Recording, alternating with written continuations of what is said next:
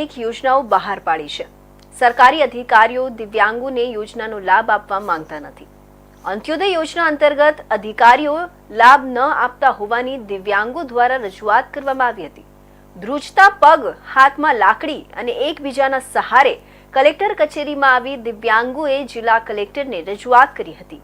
સુરત શહેરમાં સરકાર દ્વારા દિવ્યાંગો માટે અનેક સહાય યોજનાઓ બહાર પાડવામાં આવી છે, પરંતુ સ્થાનિક અધિકારીઓ દ્વારા આ યોજનાનો લાભ આપવામાં નિષ્ફળતા જોવા મળી રહી છે। આ અંગે દિવ્યાંગોએ કલેક્ટર કચેરી ખાતે પહોંચીને પોતાની વ્યથા રજૂ કરી હતી।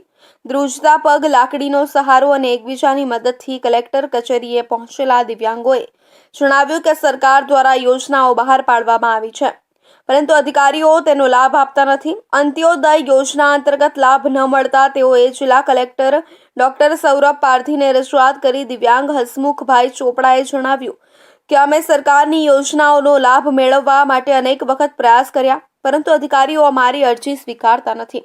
અમે કલેક્ટર કચેરીએ આવીને અમારી સમસ્યાઓ રજૂ કરી છે અને ન્યાયની અપેક્ષા રાખીએ છીએ।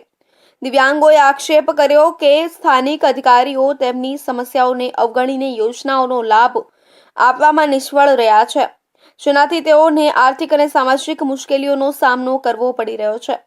દિવ્યાંગોની રજૂઆત બાદ કલેક્ટર કચેરીએ તેમને આશ્વાસન આપ્યું કે તેમની સમસ્યાઓનું નિરાકરણ લાવવા તાત્કાલિક પગલાં લેવામાં આવશે અને યોજનાનો લાભ સુનિશ્ચિત કરવામાં આવશે। અમે કલેક્ટર કચેરી આવ્યા છીએ। દિવ્યાંગોને જે અંત્યોદય અને બીપીએલ કાર્ડ યોજનાનો લાભ મળવો જોઈએ નથી મળતો।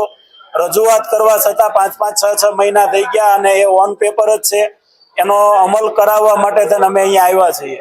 અહીંયા હવે રજૂઆત કરી છે, આગળ પણ કરી હતી, પણ જવાબ નથી મળ્યો। તો હવે ફરીને રજૂઆત એક વખત કરી જોઈએ કે શું છે, જવાબ આપો। અમારે અહીંયા આવવું પડે એક શરમજનક ઘટના કહેવાય કે અમારે આ જે કન્ડિશન નથી ચાલી શકતા એ બધાને અહીંયા લાભ માંગવા માટે આવવું પડે। જે યોજના છે આ સામેથી આપો ને।